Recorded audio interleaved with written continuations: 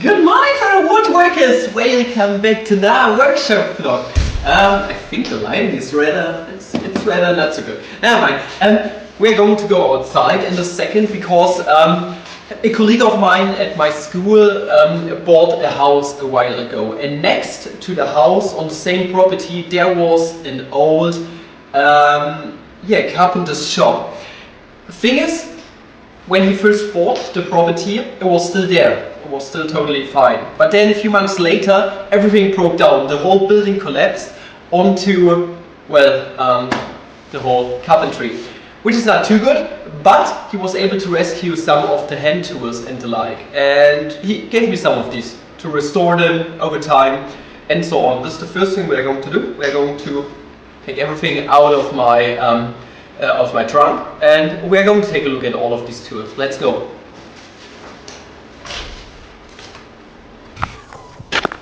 Those right here are all of the old tools. I'm going to bring them to the inside of my shop. This part right here on the left hand side, this is not something that I want. Those are tools that I will go to the school at some point in time, once I can go there. On Wednesday, I suppose. And other than that, this section right here is mine. You can see I got a bunch of old hand planers and the like. I got a lot of very old clamps, which are still very good to go. And pretty excited about these tools. I literally have no idea what this right here is. At first I thought it was for creating threads, but it's not. Let's bring them inside and let's get a better overview.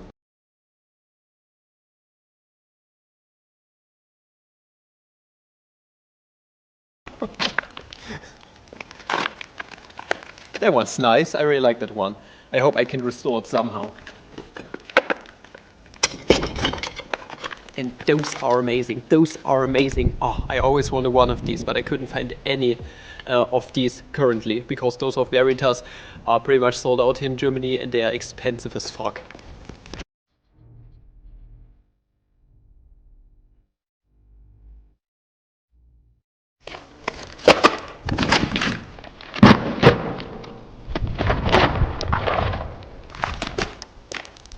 That one was huge. What the hell? What a huge insect.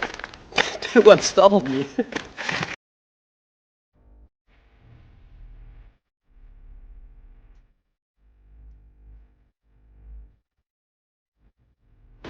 Perfect. There are some really fine things in here and I hope I can still get some good use out of them. As mentioned before, a lot of old clamps. Those are clamps for glue up. Very old ones. But they are still going to do a good job for easy glue ups. I got a bunch of different sizes here, so those are going to be really useful. Other than that, a bunch of hand tools. A lot of chisels, like these ones. I haven't found any of these before or seen any of these before commercially, but they look rather Japanese, so they remind me of the Japanese ones. But yeah, you can chisel away a bunch of stuff with these, I suppose. I'm excited about these. And also, I got some very fine turning tools. This right here is a gouge, okay? I hope you can see the curvature here. And this is like a miniature one for very fine detailed work. And I got three of these. Also we got these chisels. Those chisels are very good for creating dovetails, if I'm not mistaken, and taking out a lot of stock at a time. So I got, and this is for chisels. Also I got those drills. They look rather like snake ones, okay, like those snake drill bits. And also I grabbed one of these because I didn't have that size before. And those tip point bits for drilling, I think this is what they are called. I still don't know what these are. What are those? So it says sprocket wheel, but I literally have no idea what a sprocket wheel is and what it's used for. Does look like these. I have no idea literally, but I'm going to take them for now because why the hell not? Other than that, all of planes. Like this one right here. This huge one, you can use it to flatten stock, and I hope I can still get some use out of it. Oh, there's a spider web trapped in here. That is nice. Oh yeah, this one definitely needs a lot of restoration, but I'm going to try to restore it at some point in time. It's still pretty square down here, at least it feels like it, but it got a bunch of wormholes all over the place. Can you see those wormholes? Yeah, bit of work needs to be taken on this tool, but I think I can manage. Also, we got this traditional plane right here, okay? Oh, this feels very handmade. This is a weird feel. Oh, I think he was left-handed. Yeah, I think the carpenter was left-handed.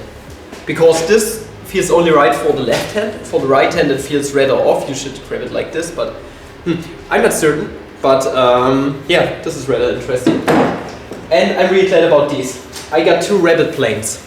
Yeah, I didn't have any of these before, and they are expensive as frig. And those are some very nice ones. They look like he created them himself. That is amazing. And also, I got a little hand plane. That is cool. That is really cool. I don't have a small hand plane at the moment, and there's a lot of rust here, but it's still okay. It still feels very solid and everything, and I can still screw it and drag the knife around and the like. I wanted one of these for a while, and this one right here is going to be so huge. Okay, I can't wait to use it. Also, I received this one. That's a rather fat boy. I have not seen one of these before, but it's very solid. It's extremely heavy. Yeah, haven't seen one of this form before. That is curious, but I hope I can get some use out of it, just like the other one. And also, those are great. Okay, those are some very, very great planes, and you can remove bark with them and also use them on edge parts of stock. Okay, and you can track them over and forwards. They are amazing. I actually purchased a used one a few days ago over eBay too. Can't wait to receive it. Other than that, there's not much more.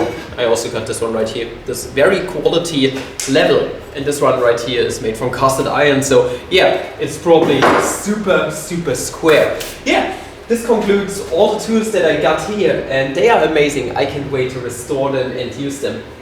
Other than that, there's something you probably have seen over there, and this brings me to the next point of the workshop vlog. Namely, I am currently producing things, or I started producing things for my very first art market. It's a Trödelmarkt here in Germany, and I'm going to sell my own products there under the condition that I'm going to get approved for this one. Due to Rona-chan, we still don't know if I can take part. But if I can, I want to have a lot of products available. And this is what I'm doing at the moment. I'm working on coasters, things you can put your pot onto. Like this one right here, okay? A wavy pattern, very, very Fisher's shop-esque. And also a lot of cutting boards and turn things. So I'm just going to try to produce as many things as humanly possible up until the end of April. And then I hope I can sell a lot of stuff. And this is what the rest of the workshop vlog is about. Watch me create things for the art market. Enjoy!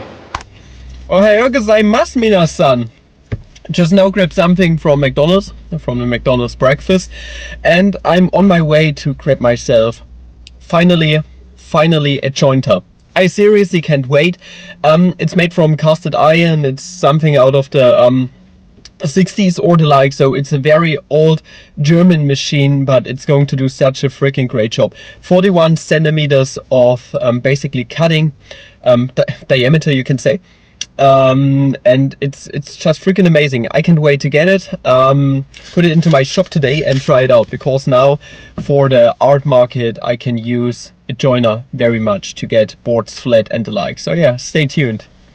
Oh! Yay, we were able to move it. This absolute unit of a machine.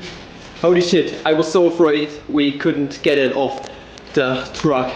But we did, and now it's here. And I need to move it there. This is going to mark the position for the planer. Holy fuck, that's a huge freaking boy. Oh, I love it already. Woo!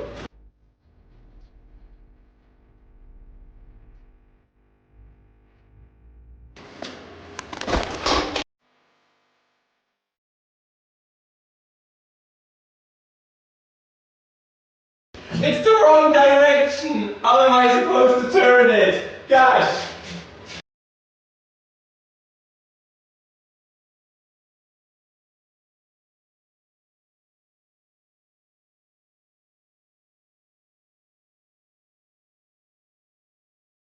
I mean, it's in some kind of position now, and now yeah, it's definitely better.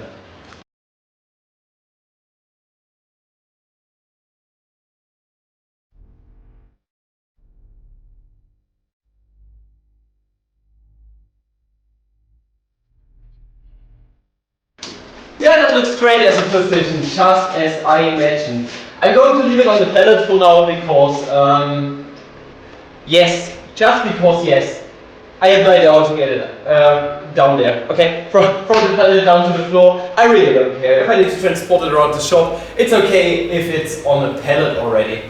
Yeah, that's amazing, and I still have a lot of space for my sliding table, so I have no idea if this is still the proper position that I used at the very beginning. But it sure does look promising as far as I'm concerned at the moment. So yeah, I gotta leave it like this. I can always move it around if it's not proper position. Yeah, okay, perfect. Let's plug it in and let's try it out, shall we? But before we get into joining, here's something that a lot of people struggle with. A workshop in the winter. Here's my solution. This right here is just a simple electric heater, but with the advantage that it can actually be set to a certain temperature on an echo mode. Meaning I can turn it on to, let's say, 20 degrees Celsius or 15 are totally enough. Explanation in a second.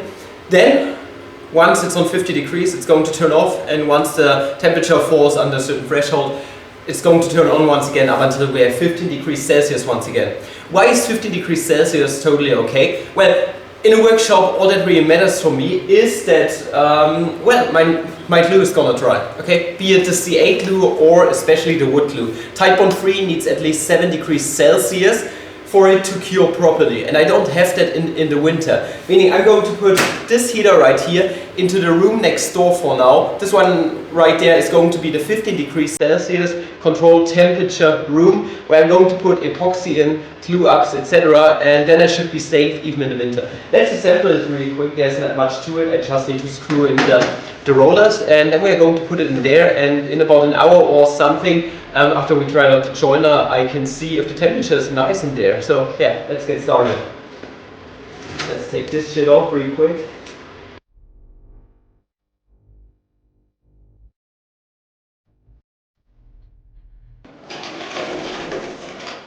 As mentioned numerous times before, this is going to be the future CNC room at some point. At the moment, it's the pallet room because there are so many pallets in here, and I can surely, since it's a small room, use it as a CNC, as a drying room for now. So yeah, this is going to be its job. I'm going to use the snap maker case right here as a table for now, and we're going to turn it on. Then we're going to see if it works pretty as frick, I suppose. What is this? Oh yeah, gotcha. Okay, we got my my little remote here. Let's plug this bit in. Okay, let's set the temperature up to 23 degrees Celsius, and I'm going to change the mode to echo. And now it should start automatically. You see it, 23 degrees Celsius, maybe you can see it from up there. And yeah, now we're just going to play the waiting game. I can already feel it getting a bit warmer. No, I don't want to set up a time. No, stop. Okay, awesome. See you in an hour or something. And then let's see if it's nice and warm in here.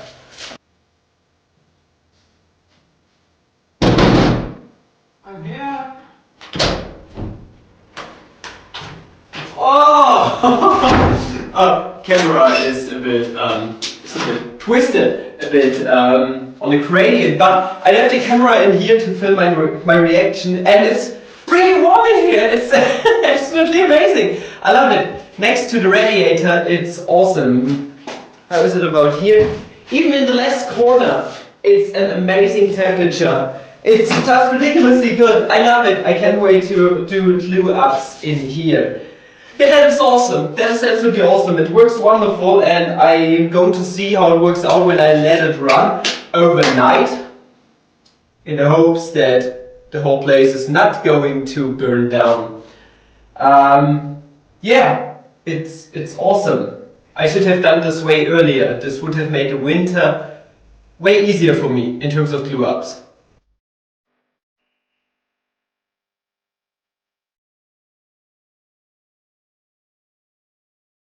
Okay, so I wasn't able to try out the joiner before, so the most important question is, will it work? It's gonna be a bummer if it doesn't work.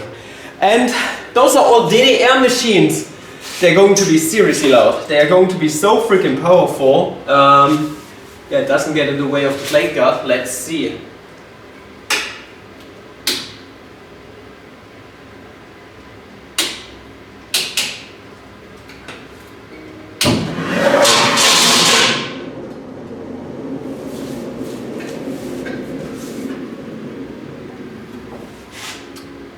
So, yeah, so there are two things. It turns the wrong direction, it spins the wrong direction, meaning I need to change the phase on the cable.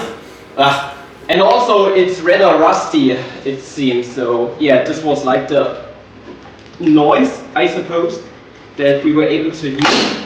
So at first let's change the phase. I think I need to do it on the other one. Yeah, let's see. If I'm not mistaken, I need to change it on this end.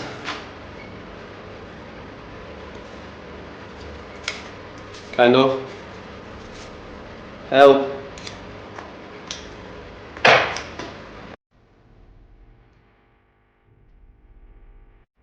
Well, that's a bummer. I think this ends it for today, and I'm going to see you in a few seconds when it's tomorrow or something.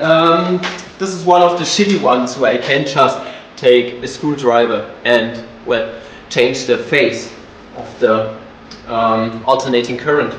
So this doesn't work. I'm waiting for my electrician to arrive tomorrow. He's going to fix it for me. He's a very nice guy, one of my landlords basically. And yeah, gonna see you in a second, and then we're going to try this biff out.